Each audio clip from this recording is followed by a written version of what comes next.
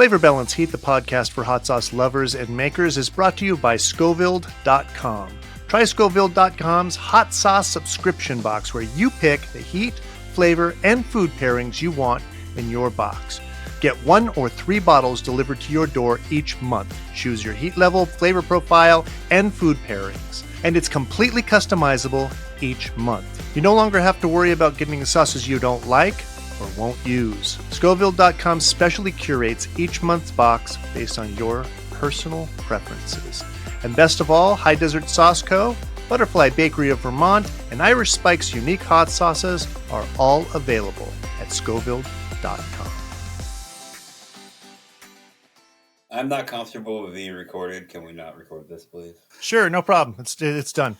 There's an hour of my life gone. Yay! We'll just AI generate it all. So speak a couple sentences. I've always wanted to have 7 fingers on each hand, so.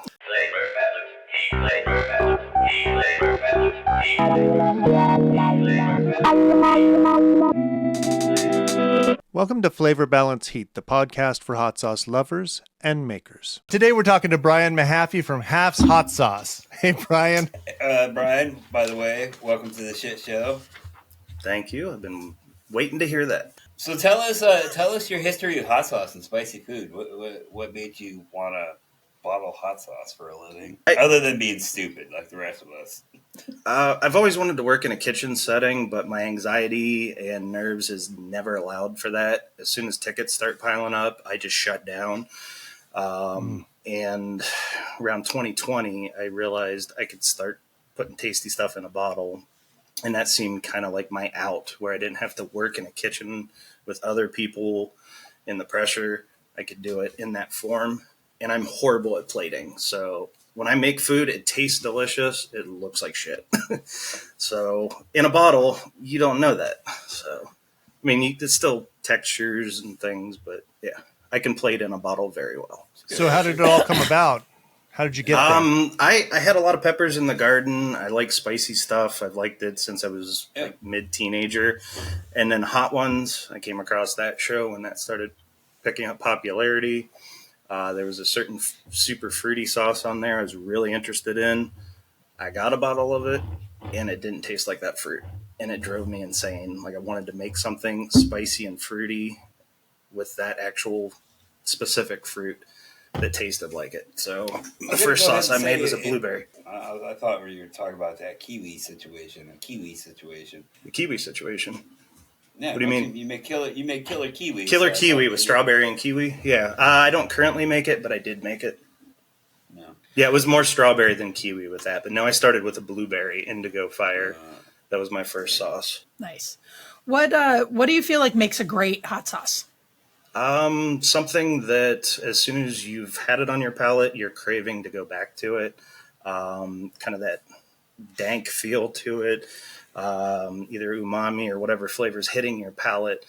It's kind of like beef jerky. That same thing. When you eat a piece of beef jerky, the good stuff, you want it immediately. Like, you want to come right back to it and kill that bag off. I want to feel like a piece of crap because I'm eating so much of it. So that's what I want to make with my sauces, something that you're hooked on. So what is like, what are some of the things that you gravitate for? If you're starting to develop a new sauce or starting to work on something, what do you feel like is going to produce a really great sauce? I'm weird with the way I come up with mine. I try to mold it after like a lot of the craft beers that I drink, a lot of the really out there, unique things that shouldn't belong in what it's in. So like a pineapple upside down cake, like my brain wants to make a hot sauce out of that. So I basically go with that idea and then create that with the pepper and then the ingredients going forward. I don't know how I plot it out. It just kind of happens. So, nice. Or my kid throws out a really good idea. He's come up with a couple for me too that we've ran with, and they've done really well. Awesome. What is your favorite hot sauce from your lineup? Boring sauce for boring people. My wife and I, we go through a bottle of that every 3 days. It's my smoky taco. It's a lower end of medium heat, chipotle and habanero. But yeah, I use way too much of it. In the Verde I was talking to you about on Messenger, That one I might actually like a little more than I did the boring, but I'm afraid to launch it. So I don't know how a Verde is going to perform. So. Yeah. That's why you had me worried on it. So unless you're Claire rocking out some fucking cilantro onion delicious Verde. Yeah, our Verde does real well. I don't have any problem with our Verde. Yeah, I think Verdes are just a little harder to hit. So if you hit it with a Verde, people love it and they do well. And if you don't, then they don't. Yeah, I know locally, I let people try it. The test batch, they went nuts. People were fighting over it. It was similar to that with boring when I was testing that. But yeah, it was more rabid. Like people were like, "You got any more of that Verde?" So I think the split between non-Verde and Verde sauces, for me at least, will hit about 40% of the time, while the other ones will 60% of the time. So it's not bad. I've had people come to my booth at shows too, and like when I had just pickle, they'd look at that and like, "Ooh, green, that's gross." Where other people, they go nuts for it. So I feel like people always assume that green hot sauces are less hot, which just seems like such a strange assumption to make. I mean, typically they are, but not necessarily. Know. I mean, I guess you're not going to see green ghost or habanero as much, but like if I have two jalapeno sauces, people are always going to assume that the green one is less hot, and that's definitely not necessarily the case. And then our Ghost Verde pickle, it's ghost and green that kicked jalapeno. my butt. I just tried that this week. I was telling Spike earlier, I've got his Angry Zen, and I got 2 of your sauces. Yeah, that pickle, I was not prepared for it. I'm used to most of the... It's got a kick. Yeah, it burned decent. Yeah. It was delicious, too. Especially because it's mostly jalapeno. Like, it's got ghost in it, but it's mostly jalapeno. Wow. Yeah, that hit hard, though. Yeah, her jalapenos they got more kick than most. They do, and it's a varietal difference. We don't... I don't choose the early jalapenos and the ones that are kind of the mass market jalapenos. And I just stumbled into it. I didn't know what I was doing when I was choosing them first. I just liked them better. And so they're hotter. Yeah. Our killer pickle that I do, it's 70% jalapeno, 30 scorpion. So, nice. Yeah. Are there any sauces that you've tried to bring to market that didn't quite work out? Yeah, I do have one. I've been trying to come up with the name for it, and I keep playing around with the French word for cherry. It's actually a mistake.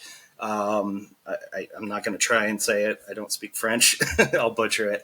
But yeah, the name where cherries originally came from, it was plural, and it was supposed to be singular with the word cherry.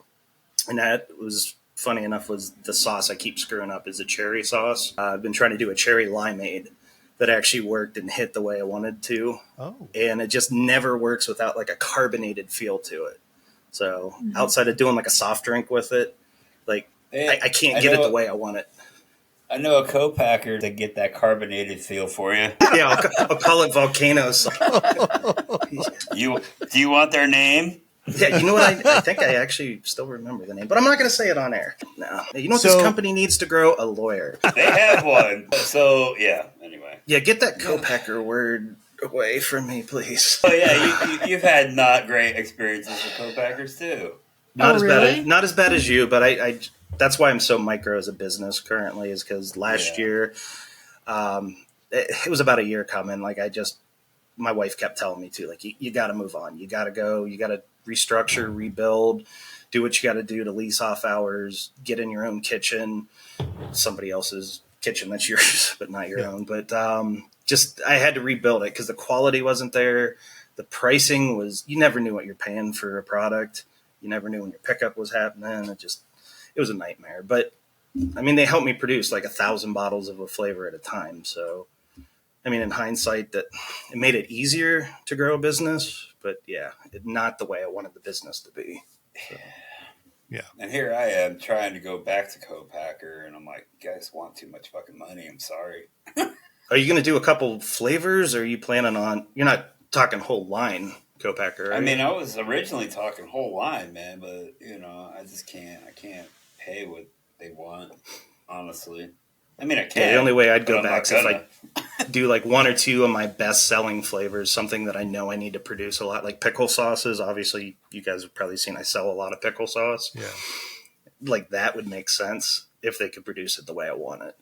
But yeah, co-packer relationship is always so complicated, or can be so complicated, and it's, you just have to have the right relationship with a co-packer for sure. Yeah, maybe someday.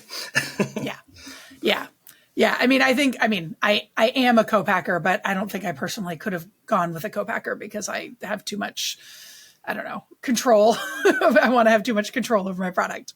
Yes. My wife asked me this question. I'm sorry if I'm not supposed to ask you one. No, you're fine. I'm supposed to No, wait, ask. right? Okay. No, go ahead and ask. Okay, so as a co-packer, how would you feel about having to make a sauce that you detest? Like something you completely don't believe in, something you hate? She does it every day. I mean, I definitely make sauces that I don't like. Like I have no problem with that. I am not the audience for it. And actually even my head kitchen supervisor who runs our entire kitchen, a lot of our butterfly bakery sauces, she doesn't like beer. We do a lot of beer sauces. So I have no problem making something I don't like. You said something that we don't believe in. I mean, I guess if somebody wanted us to make like a gun hot sauce, I don't know. I can't think of, but if it was something I was like ethically opposed to, then no, I'm not going to do it. But I can't think of what that would be. What if they wanted you to add sodium bisulfate and potassium sorbate and that sort of We thing? do. We've got a sauce that we do that for. Yeah. That's fine. That's how I feel about it. Yeah. Yeah. I mean, it's not our sauce. I have no problem with those things existing in the world. So it's not my product. Yeah. It's just, not my product. Like, and the person who does it, it's because he does it for one of his products that it needs to be shelf stable. And so that's, And all the things, I mean, it's also like, we're obviously, that like we're all big on the whole thing is using Vermont ingredients. I absolutely sometimes steer clients away from using Vermont ingredients because I know how difficult it is and it's not in their best interest. So I try to steer them toward it when I can, but like, it's so much easier to buy frozen IQF pre-chopped onions for 50 cents a pound than get some local $1.50 a pound, super sweet, amazing onions, but it's not what they're going to want for their product. So that makes sense. You get IQF chopped onions? Yeah, they're great. They're so easy. I mean, I get the pre-diced onions when I order through Cisco, but I've never seen them IQF because the ones you get that are not IQF, they're not that cheap. But obviously, they save a lot of time, so it's like... Right. Yeah. I honestly haven't seen the latest price, but when we started using them for a client, or actually not even started, it was within the last year or two, they were 50 cents a pound. Yeah. Hey, like... I'm buying wrong. Yeah. I don't even want to tell you what I pay. Fuck that. I'm going to say that. I bet I pay more for produce than you do. Oh, you 100%. Yeah. And probably why you like to steer people away from using Vermont produce. And I should say, I don't steer people away. I just try to be honest about the choices and let them make the choice. And just like imported versus domestic garlic, I have one client who is absolutely dead set. He will never use imported garlic. That's it. And I have another one who is like, well, it depends on the price. And I buy them both. Okay, yeah. So I will say, sometimes I get garlic from Cisco that sources their garlic from California. It's processed in California. That garlic is definitely way better than stuff you get from like Spain that's processed in China. Like a million times better. Or China. Yeah. Sometimes they come from China. Yeah. Why I said born in Spain and processed in China. I'm lucky. My garlic guy, he lives 6 miles away from me. So. Oh, there you go. Yeah. I use garlic steaks this year. I love them. Yeah, that was delicious in your sauce. Oh, that was in the pickle too. Yeah, it was so good. Yeah. I started using them because I didn't have to peel them. Because otherwise I have to peel garlic. I can't buy pre-peeled Vermont garlic. So They make a tumbler. It's like fucking $120. You just throw it on and it tumbles. Yeah, I looked into that and I know people who use it and it kind of sucks. Like it doesn't do a great job. You're still peeling little skins off all the time and all of that. So you peel it the day before, then you soak it in water and the peel will come off.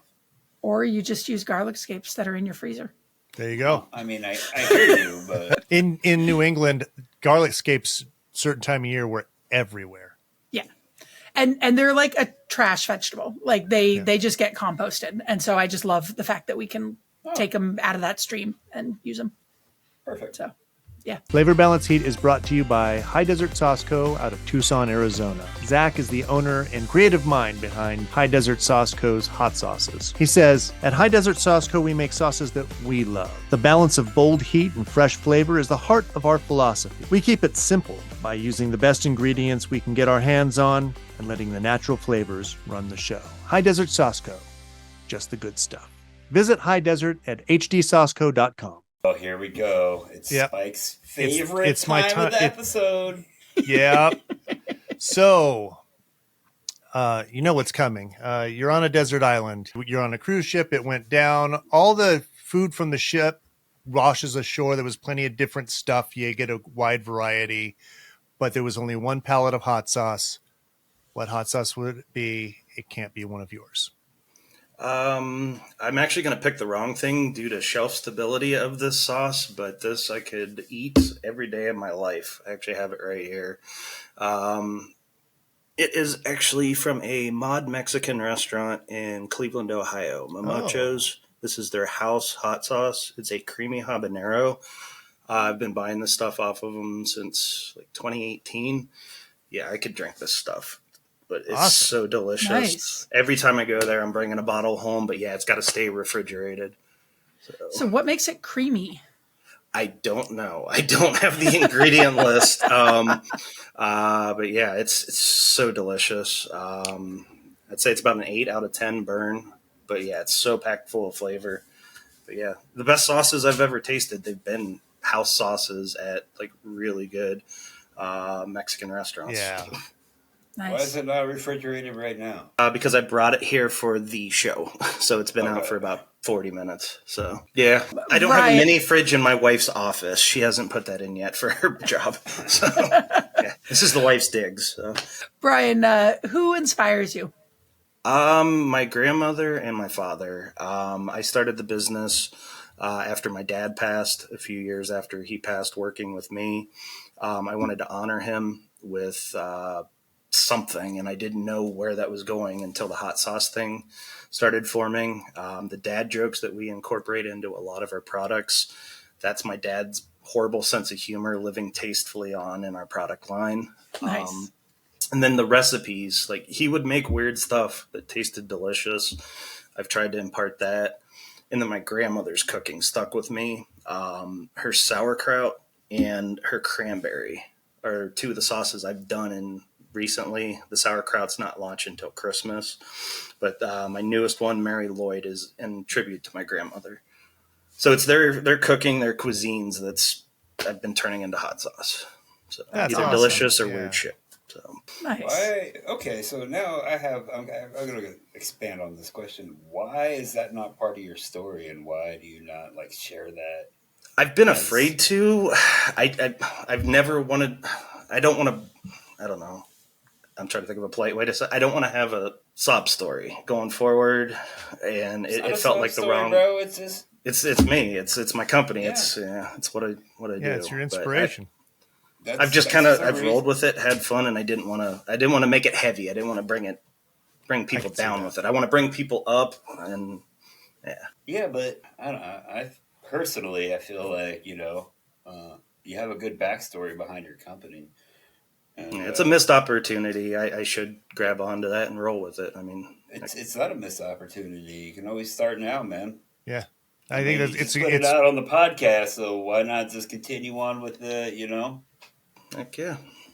Like I said, I'm rebuilding. So here's another step towards rebuilding it. So there you go. Put a little story page on your thing, like on your website, and it can definitely be inspirational and uplifting. It definitely, even if it is kind of a hard moment for you sometimes, I think it can be a story that a lot of people can resonate with a lot of people. Yeah. It's helped a ton locally. Like a lot of the people that my repeat customers here in my county, like they know the story, and that keeps bringing them back.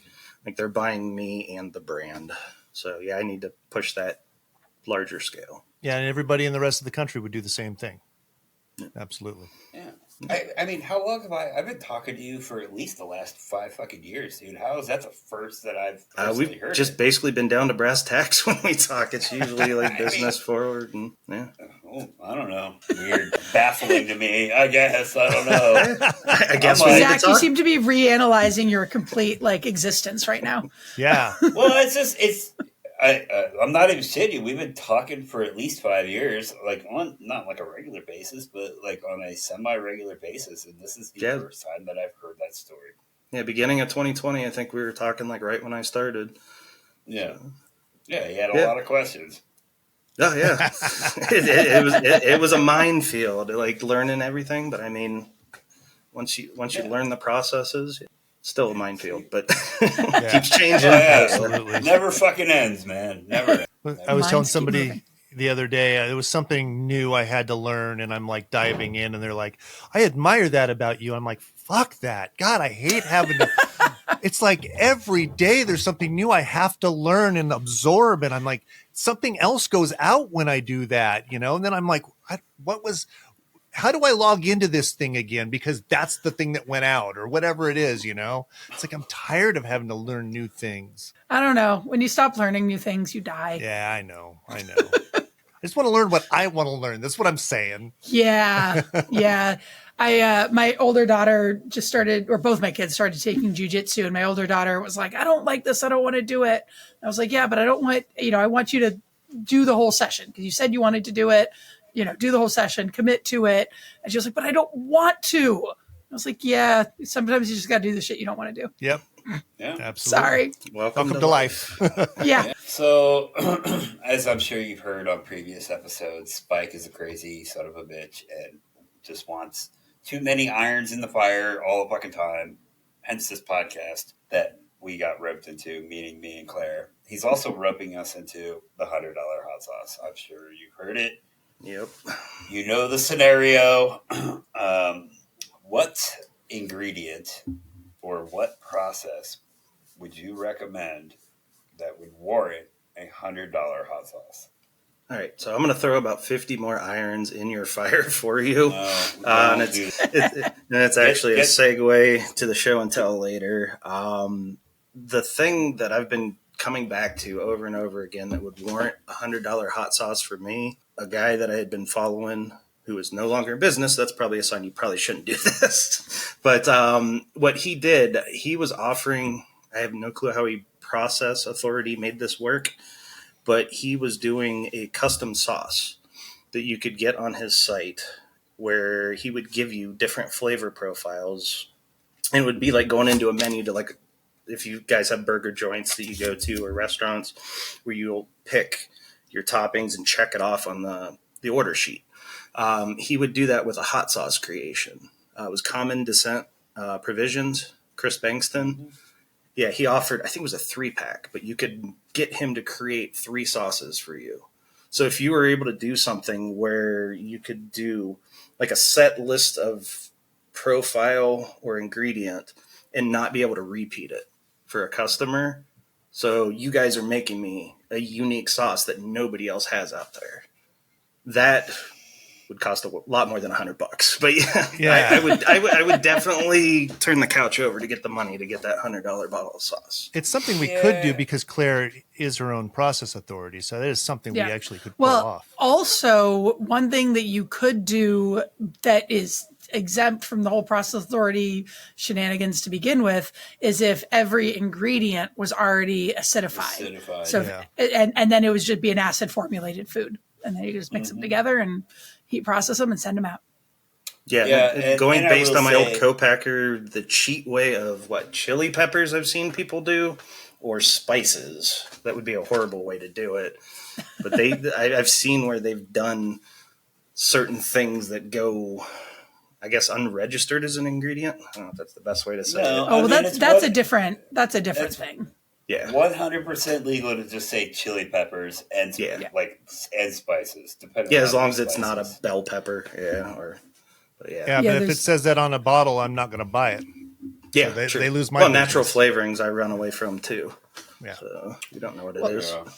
The you know that mold inhibitor is a natural flavor. Yeah. we did that. We're talking about making things that I don't believe in. I did a protein cookie for somebody years ago, and it had mold inhibitor in it, and it was just natural flavor. Ooh. Yeah, that cookie always gave me heartburn. Our food regulatory system is broken as fuck, man. Yeah, absolutely. Like some of the shit, I'm sorry, it's just some of the shit that some of these bigger corporations get away with. I'm just like, God damn, dude. Like, don't you give a fuck? Yeah. Let's see. Oh, do you have any hot sauce hot takes? Oh, was there anything else? Yeah, I was going to circle back to the whole formulating a bottle for, custom formulating a bottle. Yeah. You got to remember, too, Brian, Texas is an anomaly when it comes to acidified foods. Yeah, that's true. You can get away with a lot more in Texas than you can in almost any other state. Yeah. Arizona included. Like, what other things could you get away with that like we wouldn't be able to you can't do in Arizona or we wouldn't be able to do in Vermont? So Texas practices cottage law, and right. you could have a website and you can go to expos and you can do a lot of things under that cottage law as long as it's done within the confines of Texas. And Texas is big, so yeah. It's not like here. Like if I got legal in Arizona, I couldn't technically have a website. Like I could do farmers markets, and that was fucking it. And I was like, well, that seems dumb. So we'll just do the FDA. Texas law sounds like Vermont's. You can have a home-based. They actually don't even call it cottage law here. It's just called like a home bakery or home catering license, and you can't sell over state lines.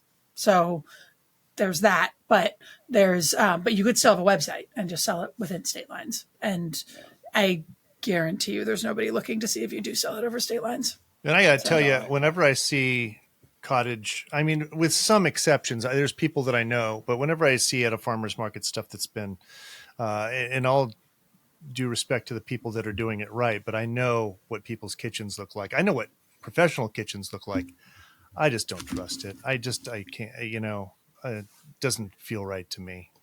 No, I walk away from a booth if I go anywhere and they're doing that. I've had shows where I've had makers there that are doing home based. They even have it in their label. You cannot legally do that in Ohio. You have to be USDA and FDA certified and registered. Yeah, there are states that say that you have to put it on the label, like cottage law, or to specify that. But here in Vermont, they've been changing it over the years. But when I first got into it, you can produce up to like $6,000 worth of baked goods without any license at all. No, you don't need any home inspection, anything at all. But 6,000 worth of baked goods, 10,000 worth of canned goods. Wow. With no, and like I said, they're in the process of changing it. They're trying to line it up more with FDA rules, but it's Vermont. It's got that whole homesteading world thing going on. I mean, you can also just buy eggs from somebody's front lawn too. So. Yeah, in Brattleboro, you can walk around naked. Can't do that in Ohio. Oh, all of Vermont, you can walk around naked, but you cannot undress in public. Yeah, you can emerge into the public undressed, but you cannot get undressed in public. That's funny. Which I have a funny story about. So my old bakery location shared a parking lot with a bike co-op, and that bike co-op was had people coming in and out all the time because people would be repairing the bikes, etc. I came back from a farmer's market, pulled in, started unloading the car, putting everything away, went inside to count the cash. As we were doing this, there was a crowd of people just milling about, and it seemed a little weird. Like you could tell they were pointedly not interacting with each other. It was odd spacing of people, but whatever. I don't know. Weird people coming in and out of the bike co-op all the time. So we went in, counted the cash, came back out, and everybody was still milling about oddly, but they were all naked. And I realized it was our town's annual naked bike ride. Oh yeah. Portland does a big one. Yeah. So they were just all milling outside my bakery door. Naked. Well, be really careful. I've got a story down on that bike. Ouch. Yeah. Yeah. I'm gonna have to tell you this. It is mostly men. It's it has no place on this like the last story, no place on the podcast, but I gotta tell it, and they're both staying in. So we went to Santa Cruz and we were hanging out there, and it's well known. People like hang out naked on the beach there all the time. And we had been on the beach, and they have these really cool carvings into the rocks, and we were checking out the carvings in the rocks. And I went around the little corner, and there was a guy and a girl, and I went, "Oh, turn around," And then we were back up on top of the rocks about, I don't know, half hour later, and there was a dad playing ball with his son just a little ways down. And I saw the ball go just a little too far. And just then the girl sat up, got on all fours and kind of shook. And that boy came around the corner, and I saw him reach a whole new level in his life. His jaw dropped. It was awesome. There you go. I'm Claire George. I own Butterfly Bakery of Vermont. We make hot sauce, mustard, cookies, and granola, and 100% of our products are made with Vermont ingredients. The thing that I hear most often from people is that my hot sauce tastes like the peppers that are in it. We do really simple recipes that don't get too crazy and nitpicky, just to really accentuate the flavor of the peppers that are in there. The unique thing about our hot sauces is how much we feature the farm and the relationship with the farm, and really bring the terroir of Vermont to our hot sauces.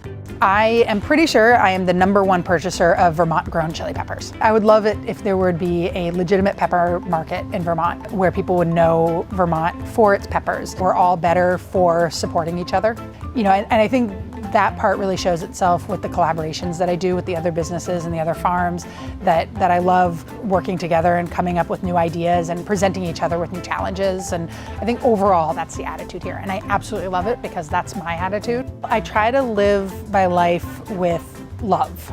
The ingredients that I use, I would say that my values are reflected in that I use ingredients that, again, feel good, feel loving, feel supportive. The relationship with the farmer was how it all began. If I changed the reason for it being, if I went out and bought some commodity peppers, it might not be as good. You can find Butterfly Bakery of Vermont hot sauce, mustard, granola, and cookies at butterflybakeryvt.com.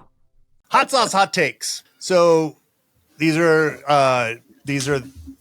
takes that are against the norm. Most people agree with it being one way. You are the opposite. What is it? The anti-xanthan gum conversation's been my hot take. That's been rubbing me the wrong way. I don't know. You guys have talked about it a lot too. I mean, it's a natural ingredient. It's gross when you learn about how it's actually produced, harvested, and created, being a bacteria that's dried. But I mean, it serves a very important purpose, and I feel like I'm fighting an upstream battle with people not wanting that in their product. So that's my hot take: is xanthan gum has a definite place in hot sauce. I agree. I actually prefer sauces that have it in there because they don't clump up. I'm able to get them a smooth pour, and I prefer that. It's properly emulsified at that point. Yeah. It's an actual sauce. But the fact of the matter is I understand also why people don't want it in their sauce, and I'm fine with that too. It would make me like their sauces more. But I mean, I love Claire's sauce so much. So it's not, as you all know, I've gone off about this, and I hold to that. I think that the way that people treat it is an elitist kind of attitude about it. But I also understand why people wouldn't do that in their own sauces. And I appreciate Claire and Zac, who don't use it, don't ever talk down to me because I do. And I really appreciate that. It's all about not being a judgmental asshole. Yeah. Yeah. And I private is completely different. And I usually agree with you about that. I use your sauces, Zac. I loved your pickle sauce and the maple, was it the maple onion? Coffee. Oh, the smoked onion, Maplewood smoked onion. Yeah, they're amazing. I've just noticed on my sauces, the ingredients I'm using a year and a half later on a shelf, when I wasn't using xanthan gum, I would have separation, which I know is naturally occurring. It just doesn't, I walk away from it if it's separated. Your guys' sauces have never been separated to me. So you guys are Our pickle one separates more than I would like, but Your smoked Probably. onion on my shelf is separated up at the top, Yep. but it's like that much. Yeah, but a little separation up at the top, or like a whole bottle where the solids are like, you know what Well, I mean?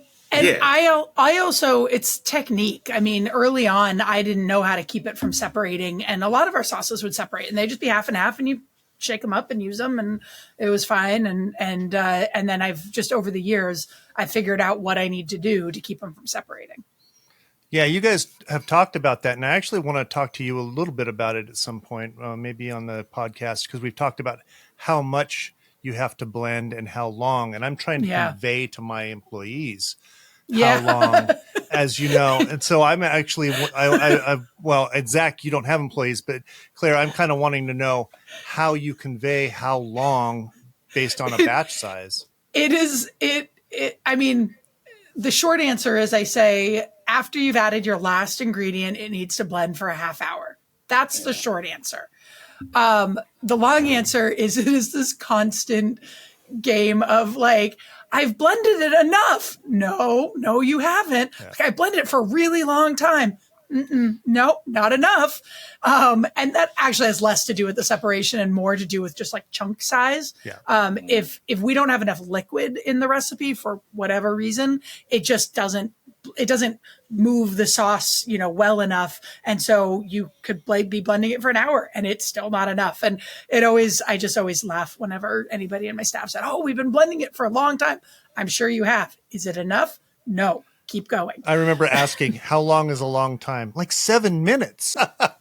Yeah. Triple that. And I do find that in like a 5 or 8 gallon batch, you can, if you've been blending it a long time, it might only be like 15, 20 minutes that you need to blend it, but there's a smoothness. You can see it on the surface where it starts just being like jammy on the top. And then you're like, that's getting to be the right texture. Yeah, absolutely. Yeah. See, I don't have a fancy kettle like Claire that does all the blending and shit. So I basically pull the liquid off the kettle, hot liquid off the kettle, blend in a 5-gallon bucket, and then put it back in the kettle where it blends some more. Yeah. Well, and actually none of my kettles do the immersion blending. I've got, I have a chopper in one of my kettles, but it just chops. Like it just makes it so it'll flow out the 3-inch, hose at the end. Gotcha. And then I've got immersion blenders, just like what you guys have. And then I've got the mill. But the mill's fancy. I like the mill. Yeah, I want one of those. It's great. I highly recommend. I've been, Is it And the it's brick? not that expensive. Does that look like the dough mixer with the snap down and the turn? Is that what your mill is, or?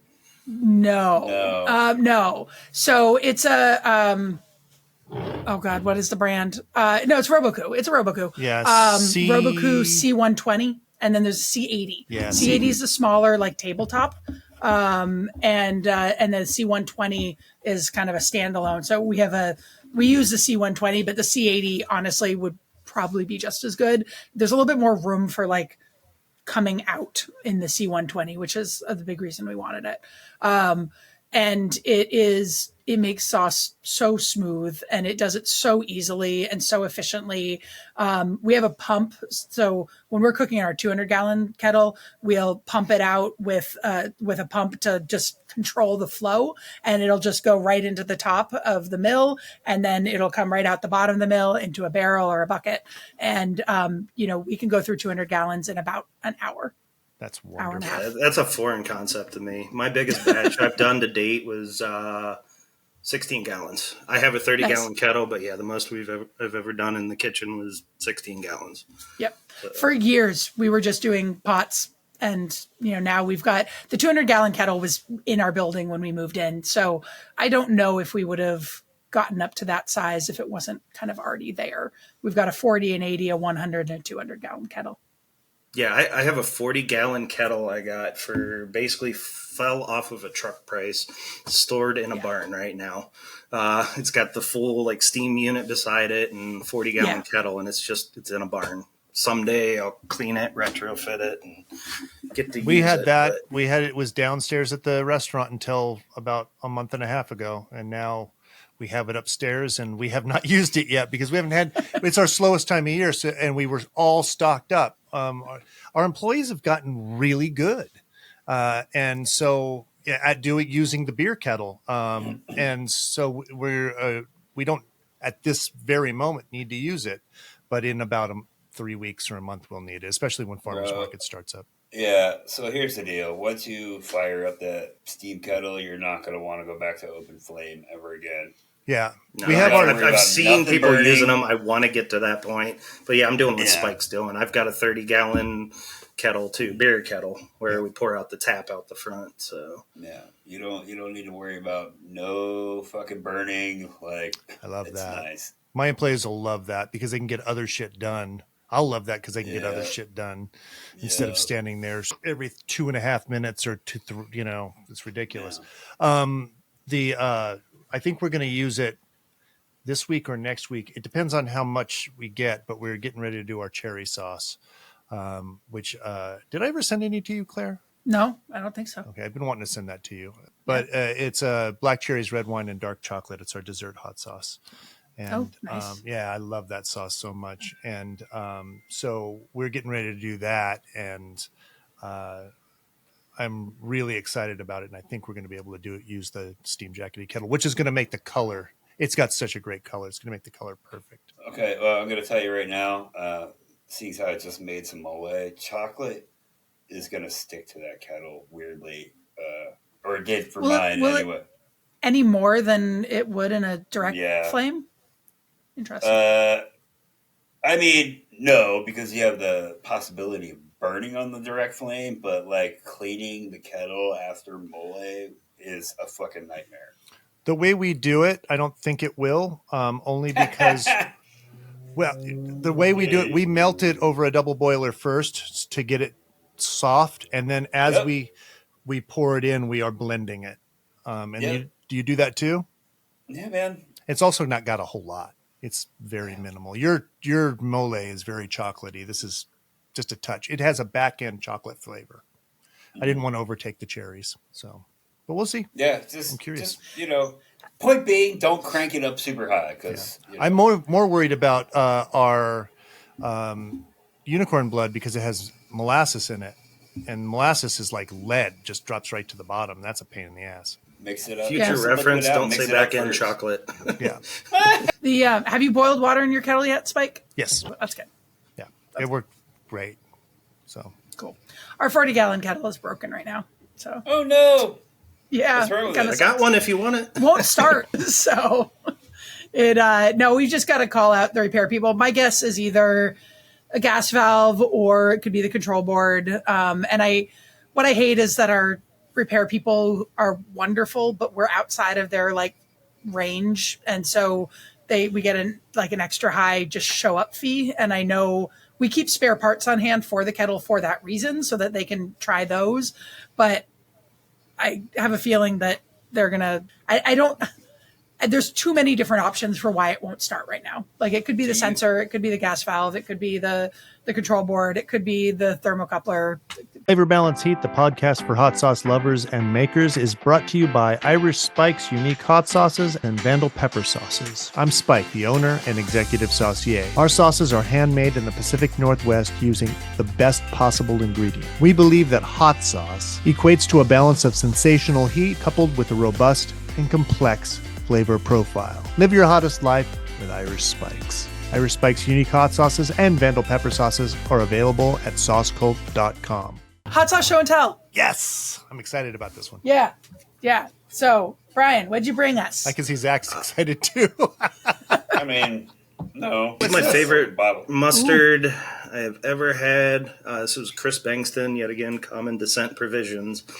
Fell in love with this mustard, love the Wu-Tang reference, and it's it's friggin' delicious, and I want to put it on everything.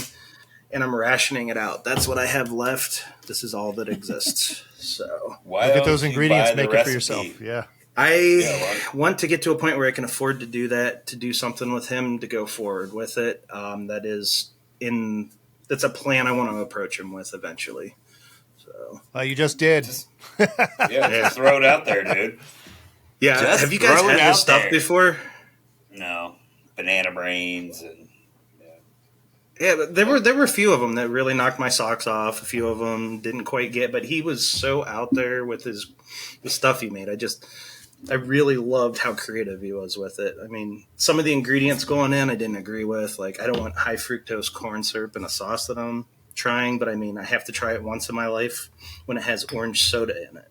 Yeah. Like, that's an interesting ingredient to work with a hot sauce. He had government cheese. I love that one. It was powdered cheese and lime and I think habanero.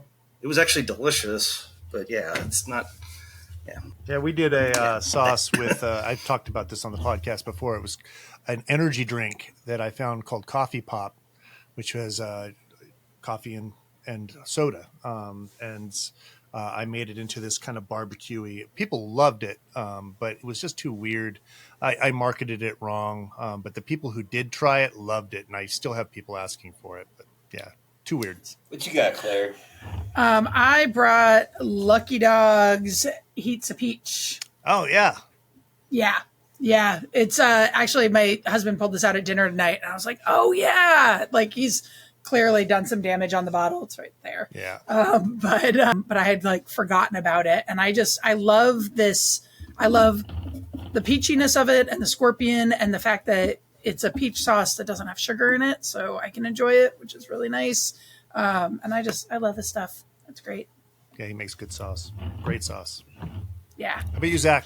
You go before me this time. I don't want to. Too bad. I know that label.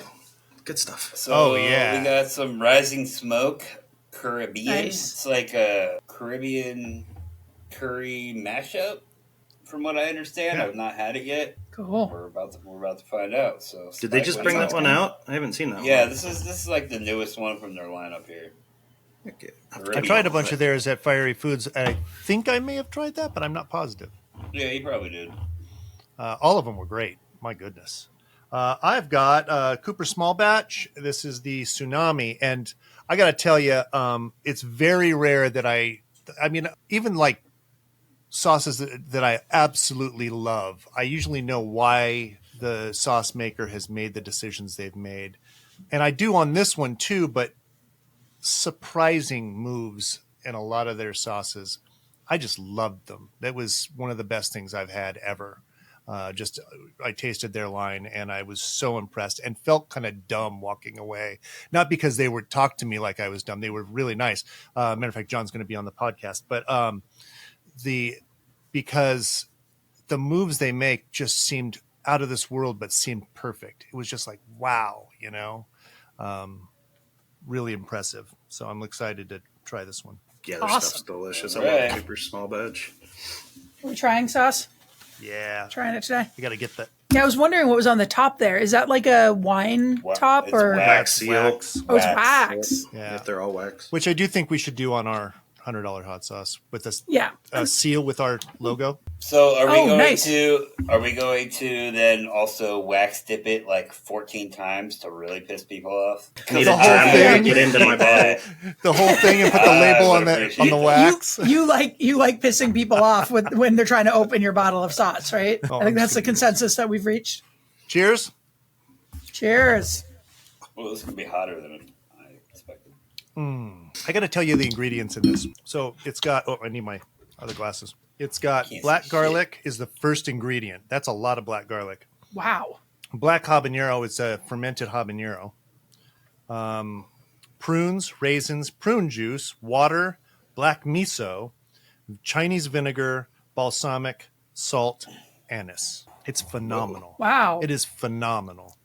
Wow. You don't hear anise in many at all. I think Kink was the last one I heard of that used anise in a sauce. We've got some in a couple of ours, but not very often.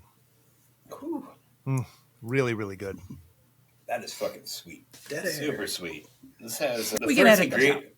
Yeah, the first ingredient. No, it's fine. Mike knows I'm honest about him. No, I'll say no. it's But No, I was saying dead air. he said dead air because we got quiet. I yeah. said we can edit out the quiets.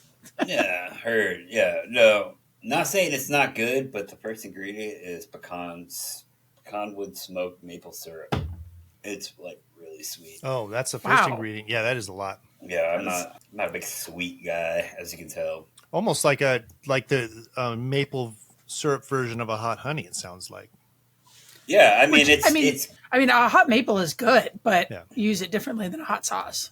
Yeah. no, Interesting. I mean, it's got so the second ingredient is Scotch bonnet peppers, and then we got vinegar, cider vinegar, garlic, smoked habanero peppers, Trinidad 7-pot, turmeric, dried lemongrass, coriander, paprika, ginger, mustard. There's no sub ingredients on the mustard. Cardamom, ground cinnamon. It could be and mustard black pepper. powder. Yeah. That is true, 100%. It's good. It's just it's too sweet for me. I don't like sweet. Have you tried their barbecue sauces? Yeah, but they're like supers. I'm not. Yeah, a big that's sugar what I was guy, gonna man. say. Like, I really like their the Drunken Smokehouse or whatever the strawberry Strawberry one is. But yeah, it's really sweet for a barbecue too. But I like sweet. Yeah. Well, and sweet on meat is a whole different. Yeah. Once you get it on the meat, it's unbelievable. So. Well, so what's next for you, Brian? Where do you see Haff's hot sauce going? Well, we traveled alongside you over to just south of London. We got into Some Like It Hot, and the owners over there, they're starting to build some fans for us. We've got some people digging our stuff around that area of the UK. We're actually going to Ireland in May for about 2 weeks. Don't know that if I probably won't take anything with me, but I'm going to try and see if we can get in a couple places there. Those people also have locations there or places they can get us in. But hopefully growing over in the UK. We have a sauce for a band from your home state initially. They're now in Chicago, Zac's home state. We're putting out a private label for them. I'm hoping gets a good good sized fan base, gets it out there in front of their fans. Can you say the name of the band? Yeah, I guess I can. They were originally from Phoenix. It's Psycho Stick. Okay. Like I said, they're now in Chicago. But we're doing a sauce with them called Do You Want a Taco Sauce. It's based off one of their second album songs, Do You Want a Taco? So got some Nice. cool artwork I can't share yet for it, but what the band and their artist design is pretty amazing. But hopefully that'll help us grow. And then we're getting into our seasons of booth, like setting up our booths, doing events, markets. That's right around the corner. So, As far as selling in the UK, are you on Fair or are you selling directly? yeah, fortunately and unfortunately, yeah, I'm on Fair. For the international portion of it, it's great being able to have them deal with all of the export of it. The percentage of commission is ridiculous to deal with. And have you guys noticed direct links not working on your end, or is that just me? No. So No, I what's- have. Go ahead, Claire. Oh no, I was just asking what's going on there.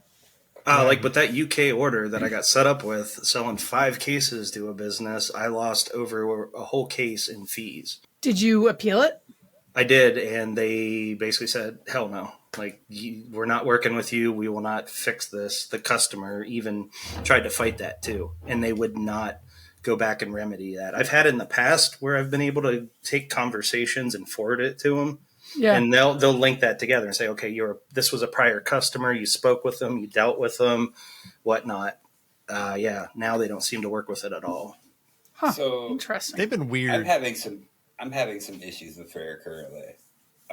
On your Fair homepage, whatever the hell you want to call it, where's my Fair page? Here it is. So when you go to the product page, right, you got your pricing. You just go to any fucking product here, right?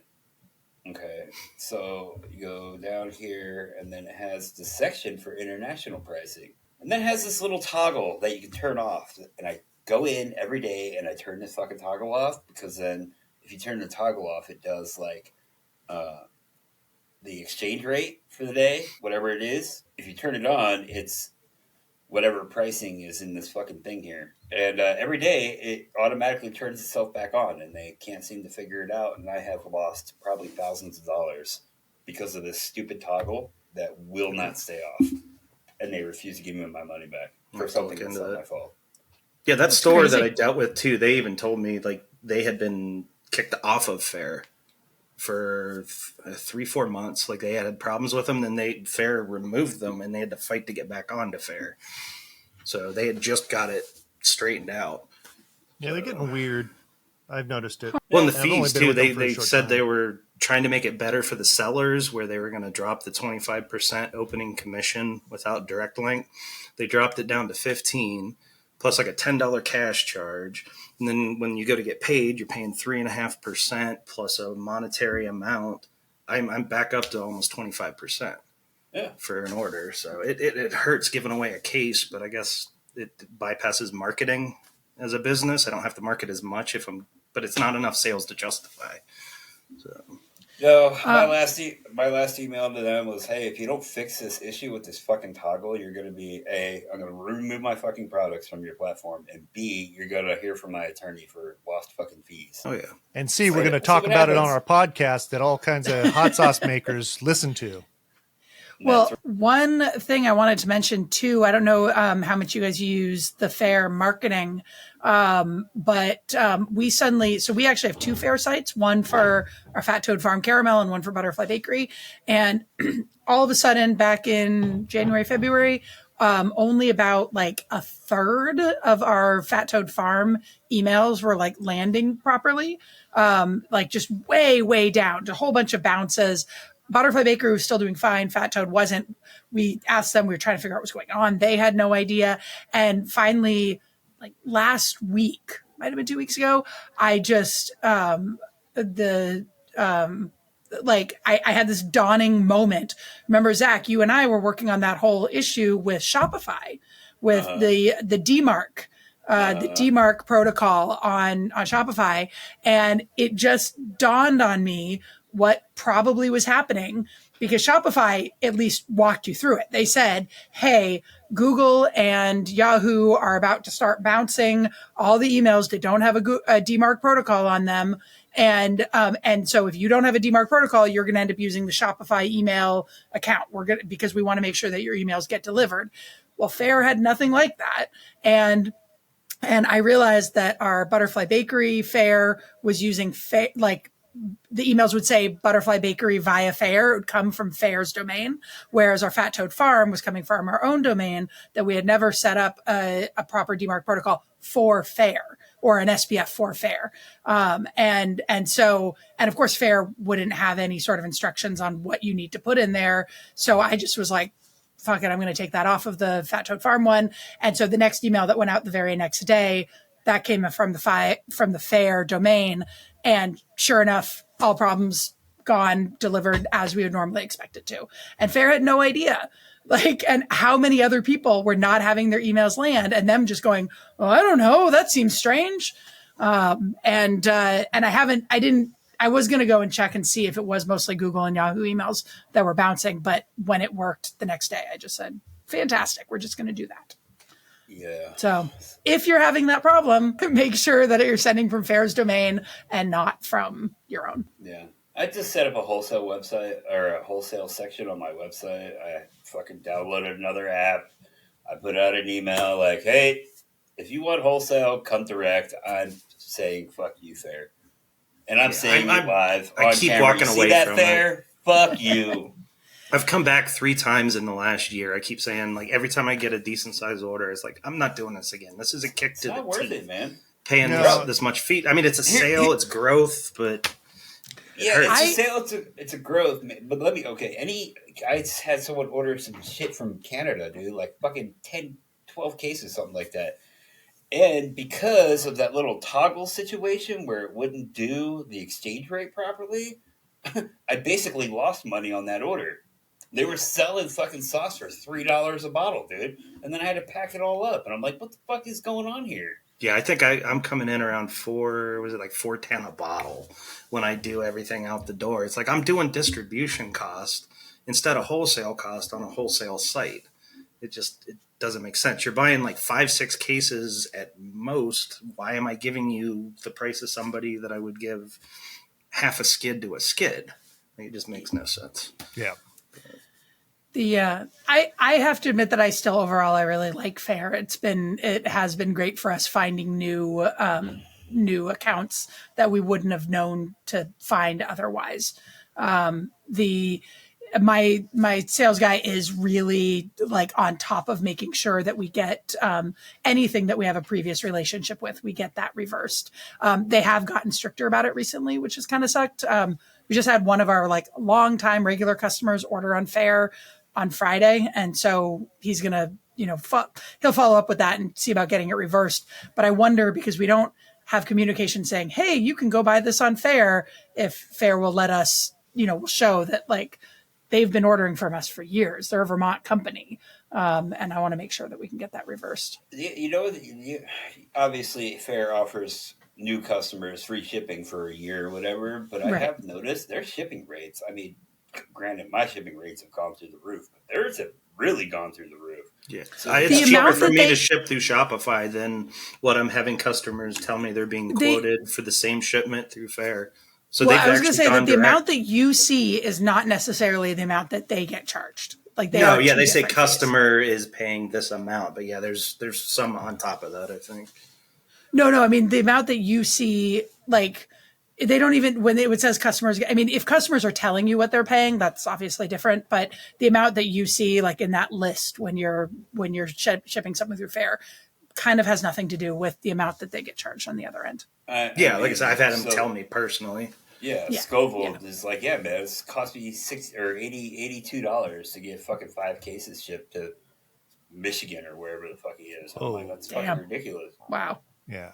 Through Fair. Yeah, I think I beat it by like $7 the last time with shipping to Michigan there to that store. We did direct instead of Fair, and it was like $6-7 cheaper through Shopify. Yep. Well, they save 50 cents a bottle if they don't use Fair for me if you go direct. Yeah, we also do have a wholesale website, so we figure that if customers like whatever deal they're getting, they'll get it on Fair, and if they don't, then they can just scoot on over to our wholesale website. Absolutely. Yeah. So, Brian, do you have any questions for us? Who is pro convention or expo? I know you touch on that a lot, but I mean, no one's real pro fucking expo at all. It's one of those things that you just have to do, man. You're gonna lose money. You might break even. You might make a little bit of money, but it's exposure. It's like you selling shit for less than you want to overseas. I think I'm following Spike's lead on that for now, as I'm still trying to grow and just go to the convention, make the connections, network, and not have to pay for the booth and break even or worse. I did 2 years ago, and it almost sunk my company. So I had a great experience. I was mentored by great makers.